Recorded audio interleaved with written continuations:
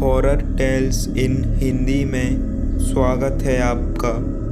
आपको इस चैनल पर सुनने को मिलती हैं भूत प्रेत पिशाच की सच्ची डरावनी कहानियाँ। दोस्तों, अगर आपने भी अभी तक इस चैनल को सब्सक्राइब नहीं किया है तो इस चैनल को सब्सक्राइब कर दीजिएगा, क्योंकि आपको इस चैनल पर एक नई कहानी के साथ डर का एहसास कराया जाता है। तो चलिए और करते हैं आज एक और नई डरावनी कहानी की शुरुआत। दोस्तों, ये कहानी है एक ऐसे युवक की जिसे एक जंगल में नौकरी मिलती है। और दोस्तों, उसे नौकरी तो मिल जाती है, पर उसे यह नहीं पता था कि वो जंगल इतना खतरनाक होने वाला है कि उसकी अब ज़िंदगी भर नौकरी करने की कल्पना एकदम ख़त्म हो जाएगी। तो चलिए और आपको सुनाते हैं पूरी कहानी और घटना को। दोस्तों, ये कहानी है अमित की। अमित एक युवा और साहसी लड़का है। वो हमेशा कुछ नया और रोमांचक करने की तलाश में रहता था।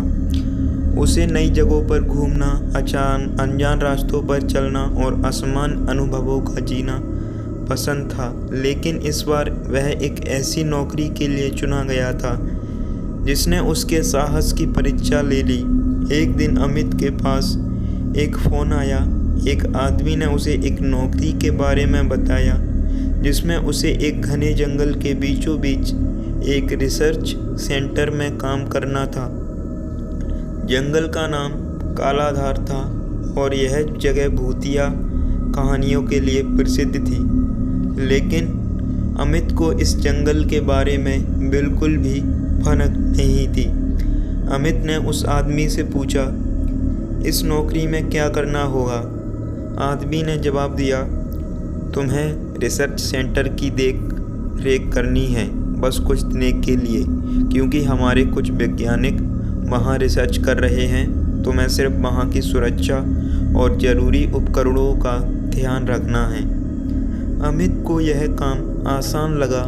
उसने सोचा, यह तो बस कुछ दिनों की बात है और मुझे ऐसे रोमांचक काम करने का मौका मिल रहा है। अगले ही दिन अमित तैयार होकर उस जंगल की ओर निकल पड़ा। रास्ते में उसने कुछ गांव वालों से बात की। गांव वालों ने कई बार मना किया कि वह उस जंगल में ना जाए।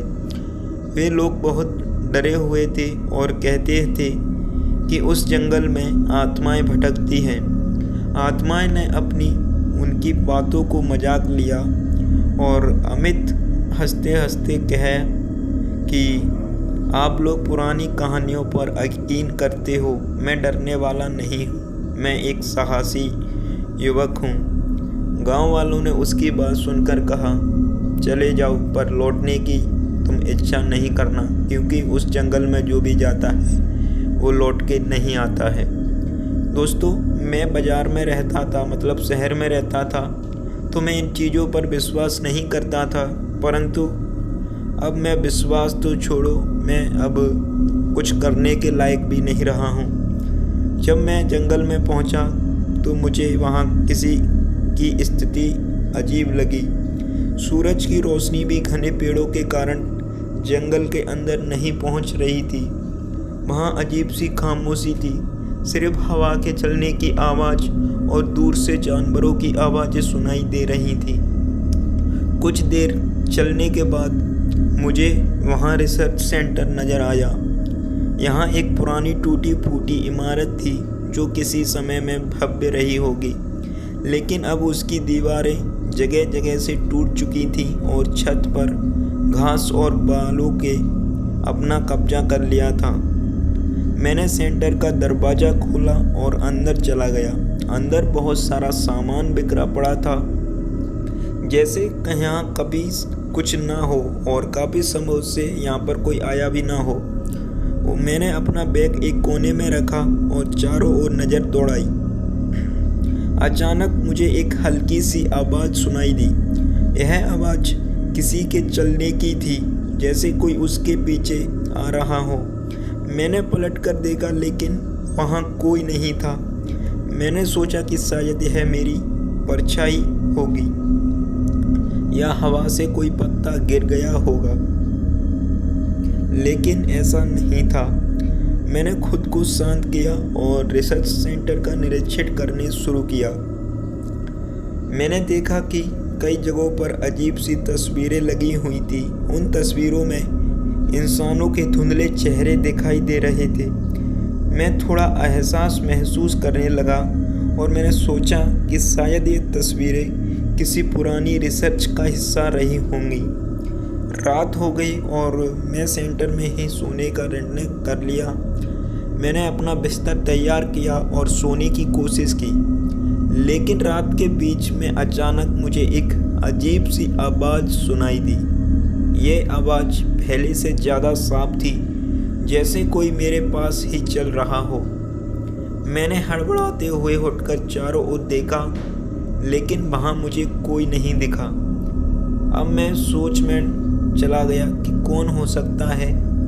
क्या मेरा ये मन का वहम है? क्या कुछ साफ साफ मुझे सुनाई दे रहा था, पर मैं उसे महसूस भी कर पा रहा था, पर वो मुझे दिख नहीं रहा था। अचानक सेंटर के बाहर से एक जोर सी चीख सुनाई दी। मैं तुरंत उठकर बाहर गया, लेकिन वहाँ कोई नहीं था। मैंने धड़कन तेज हो गई। मैंने सोचा कि शायद मेरी कल्पना होगी, लेकिन अब वह पूरी तरह से सतर्क हो गया था। मैंने सोचा कि अगर मैं जागता रहूँगा तो शायद सब कुछ ठीक हो जाएगा, लेकिन जैसे जैसे रात बीतती गई, आवाज़ें और भी ज़्यादा डरावनी और ख़तरनाक होने लगी। अब मुझे दीवारों पर लगी तस्वीरें भी अजीब लगने लगी थीं। मैं महसूस करने लगा कि उन तस्वीरों में चेहरे मेरी तरफ देख रहे हों और मुझे घूर रहे हों। मैं घबराकर वहाँ से भागने का प्रयास किया, लेकिन जैसे ही मैं दरवाजे के पास पहुँचा, दरवाज़ा अपने आप बंद हो गया। अब मेरा दिल जोरों से धड़क रहा था। मैंने दरवाज़ा खोलने की कोशिश की, लेकिन वह हिल भी नहीं पा रहा था। तभी अचानक मुझे एक ठंडी हवा का झोंका महसूस हुआ और मैंने पलटा और देखा तो मेरी आंखें फटी की फटी रह गईं।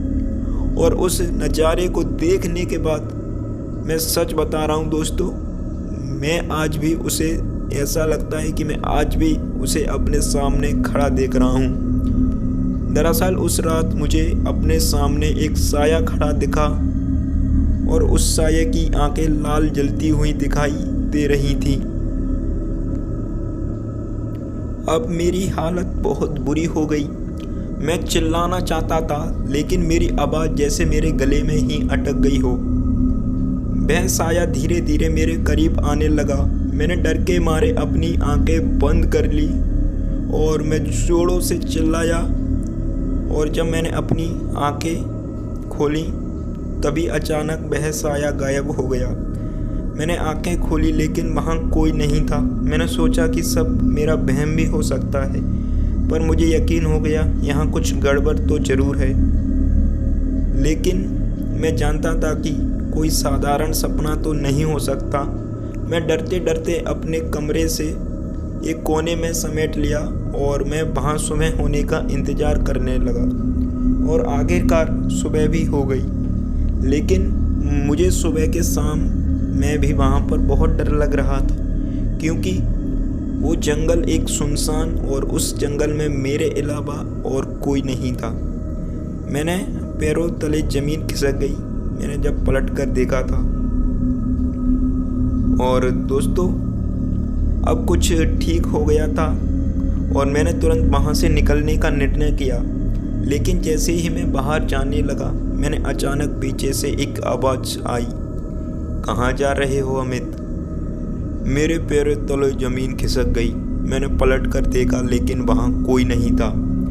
अब मुझे यकीन हो गया कि वह जगह पर कुछ बहुत गलत होने वाला है। मैं दौड़कर वहाँ से भागने लगा। जंगल के रास्ते में उसे हर जगह मुझे वही साया दिखने लगा जो मैंने रात को देखा था। मैं इतना घबरा गया कि मैं सोचूं कि मैं अब क्या करूं। आखिरकार मैं भागते भागते गांव पहुंच गया। मैंने अपने गांव वालों लोगों को सारी बात बताई। गांव वालों ने मुझे बचाने की कोशिश की, लेकिन मैं इतना डरा हुआ था कि मैं बेहोश हो गया। जब मैं होश में आया तो मैंने अपने आप को गांव के एक घर में पाया। गांव वालों ने बताया कि मैं पूरी तरह से पागलों की तरह जंगल में दौड़ रहा था, और जब मैं गांव पहुंचा तो मैं बेहोश हो गया।